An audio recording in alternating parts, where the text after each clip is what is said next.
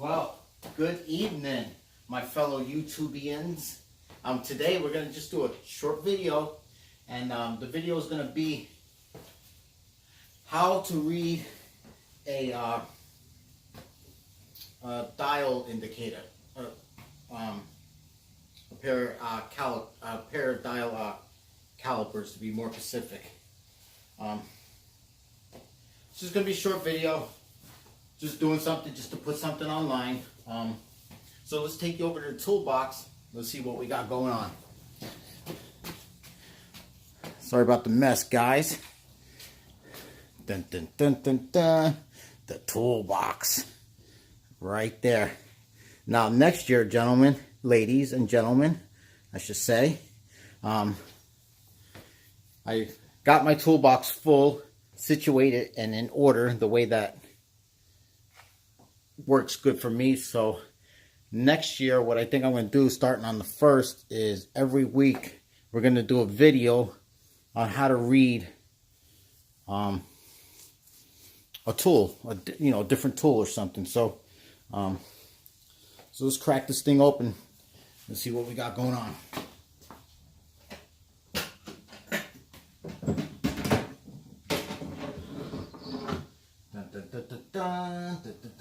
Oh, wrong drawer. Dun dun dun dun dun.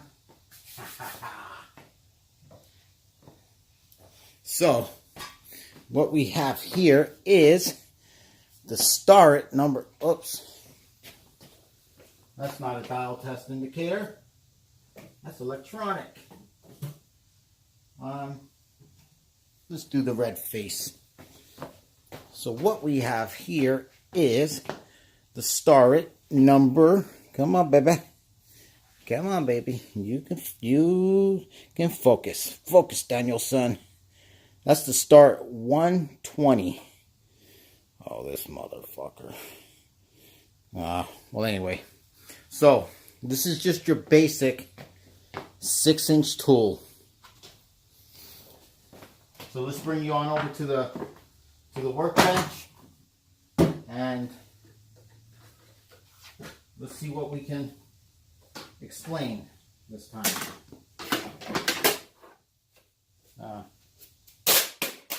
That's a case. Don't need the case. Don't use the case. Oh, come on. Who's texting me? Quit this shit while I'm trying to do a video. Alright, guys. So, get you focused in. Dun, dun, dun, dun, dun. Yep, there we go. Nope, that's not going to work. Alright, guys, so basically, real simple. Let's use this piece of crapola. This used to be a digital caliper from Radio Shack, but I just took it apart because, I don't know, I just didn't like it. So basically, this is just, I still use it like normal just to get references. And then I do my little scratch lines with it and, etc., etc. I took the little depth gauge thingy off of it. So basically what we have here is we have our master bar. And then we have our slider. And here we have our little thumb turner thingy. Up here is our lock to lock this from moving. This is a lock so you can lock the dial. And then of course you got your jaws for your outside readings, and then you have your jaws for your inside reading. Now I think next week I'm going to do another video to show you how to, oh come on, it was focusing so nice, to show you how to hone these right here, hone them. What was that? Oh, some kind of piece of plastic or something. How to sharpen these so you can bring your dial get your dial to 0, and then I have a couple more pairs that you know, the zeros like right over here or somewhere down here. I'm going to show you how to take these screws off, turn the gear, get it back to 0, so when you close your thing, 0 is always at 12 o'clock. So anyway, like I was saying, here's your master bar right here. Here, I showed you the locks and the thimble, the inside, or the outside and the inside jaws. And then you have your depth gauge thingy, which I never use them. I usually take them off. Like, for example, I just take it off. They don't work good as a depth gauge. I mean, they work all right. But if I want to get a little bit more accurate, you know, I'm going to use, you know, like a pair of veneer depth gauges, or, you know, even a dial depth gauge. And of course, these are just my basic, my little basic depth ruler, which I love this one. This is actually one of my favorite tools in the shop. So anyway, let's get back to the calipers. So, I showed you everything that was on them. So now let's take a measurement of something, and we will show you how to use this. So this part right here, this straight part right here, right there, the edge, that's your rule. And then all these numbers, man, I don't know why I can never get my camera to focus, guys. I'm sorry, man. So you got 0 to 1. That's 1 inch. These are all tenths inside. So, or 100 thousandths. So, you know, you got 100 thousandths, 200 thousandths, 300 thousandths, and so forth and so forth and so forth. So, now say when you're measuring something, right? Like, we're just going to measure this thing right here. We're going to get that in there. That's pretty good right there. Wait.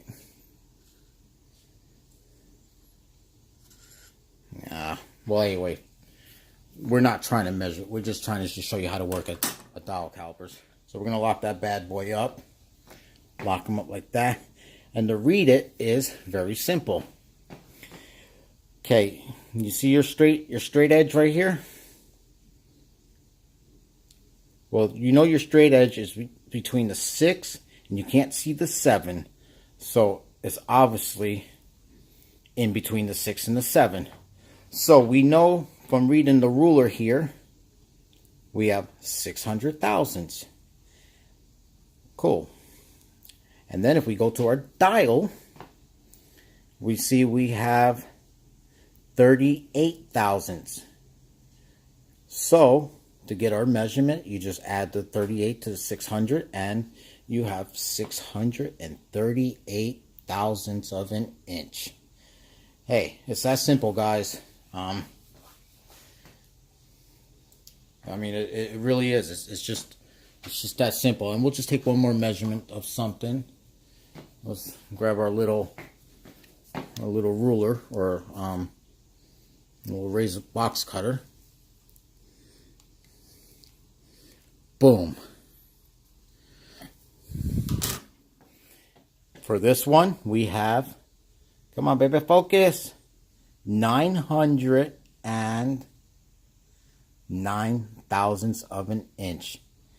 And let me find this real fast. Okay, so you see your 9 right there? Boom, 900. And then you have 9 thousandths on the dial. And then let's do something that's longer than an inch. Oh, I guess we can use this. So, very simple. You just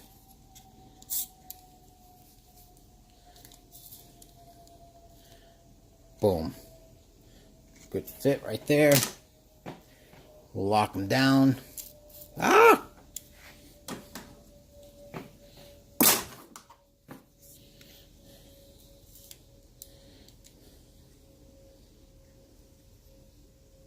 Okay, perfect. So what we have going on here is, okay, so we know we got 1 inch, 2 inch, 3 inch, whoa, 4 inch.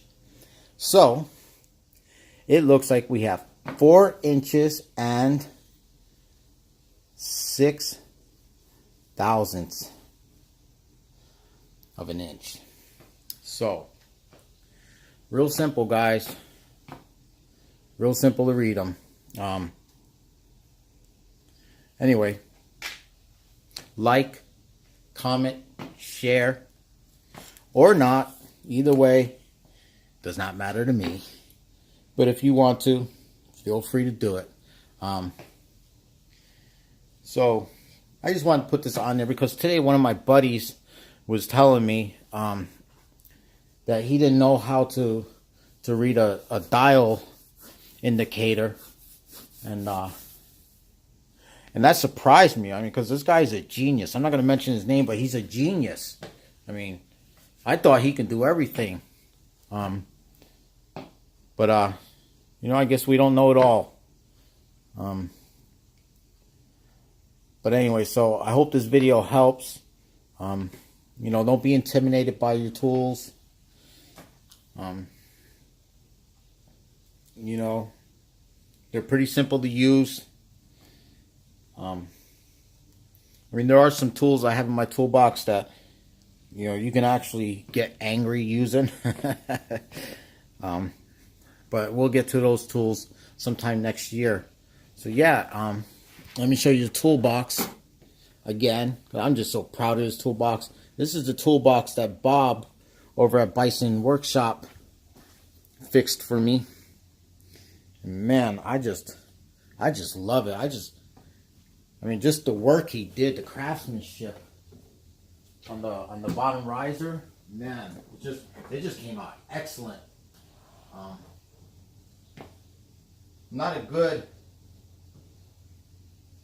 Not really a good woodworker. I'm good with metal though, but wood, I don't know. It just. So anyway, so yeah, we got all these drawers full, and so what we're gonna do is next year we're gonna just, I mean, your basic tools we're gonna get into. I mean, we're gonna go through some in-depth tools, but you know, tools that I'm talking about, like you know, how to get your measurements off of gears. How to use a gear vernier caliper. Then we're gonna, you know, learn how to use a micrometer. I have several different types of mics. One with easy reads on them, and so forth and so forth. So how to read a mic. That's a 1 to 2 inch, by the way. This is a 0 to 1 inch, and this is the number 230. I actually love this little guy here. And then when we and inside, you know, the inside, how to measure the inside of a bore or something. And what I think I'm gonna also do is not only show you how to read those tools, but also how to fix them, how to calibrate them, how to get them back to zero, show you how to hone them, like, you know, hone the edges, or you know, some of them I've even put spacers, you know, like on the end of the screw, just to, you know, just to give it some space. And but I'll get into more depth about that later on down the road. But yeah, that's my big plan for next year. Because I mean, there is some tools, like sometimes, like if I need a tool and I want to go and figure out how to use it, before I order from Starrett and spend $5, $6, $7, $800 on a tool, I like to get some information first, how to read it and how to get it, just how to read it in general. When I first got, for example, when I first got my my gear tooth calipers, I had no clue, but I know I needed a pair, and try going online trying to figure it out. It's good, but I can never get no information. Then you get your books like this, how directions for using this thing. Yeah, it wasn't giving me no directions. It was just more or less confusing me. That's why I don't even keep them anymore. The only reason why I keep that is so the oil that I put on my tools don't soak into my green felt I have in there. So that's all that's for. That's basically just an oil pad for me now. But anyway, gentlemen, I'm going to wrap this video off. Wait a minute. What's going on here? There we go.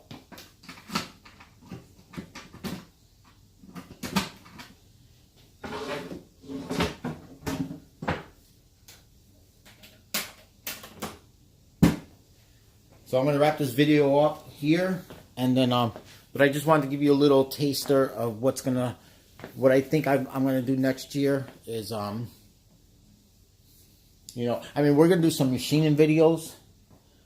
If you guys watched my first video, you see some of the projects that we got going on for next year. But also little fill-in jobs like, calibrating your tools and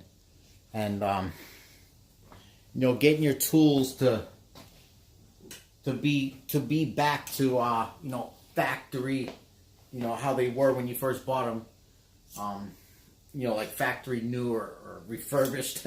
Show you how to refurbish your tools, how to oil them, what parts to look for to see if there's wear on them. Yeah, and like I said, just do some basic stuff, man. But these are going to be fill-in videos. I haven't been able to do a lot of videos this month or last month because it's the holiday season and work has just been crazy. And then another thing I want to been doing is showing how to sharpen end mills. Now, we all know how to sharpen end mills pretty much. But what we don't get a lot of information on is how to sharpen ball end mills.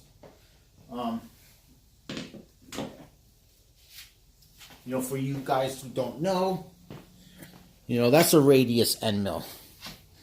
Come on, baby. Come on, baby. Focus. Okay, you see the radius right there? That's like a 20-degree radius. Oh, come on, baby. Oh, there we go. Yeah, show you how to use the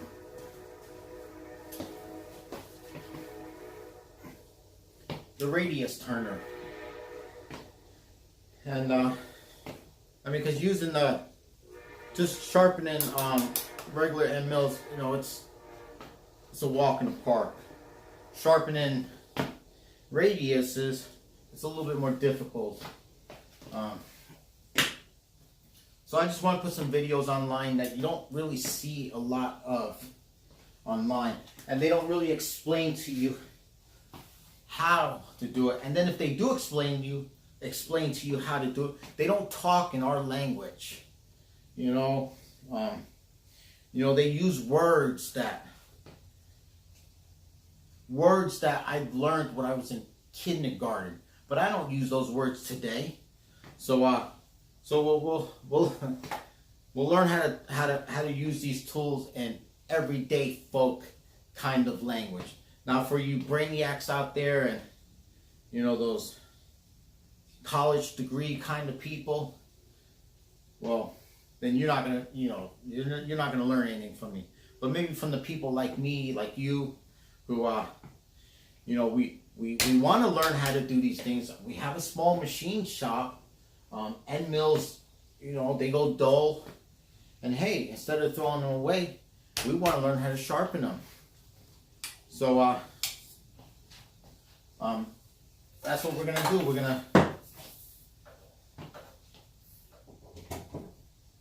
That's what we're going to do. We're going to learn how to sharpen them. And we're going to learn how to read some tools. And tools that are what I feel essential to the workshop.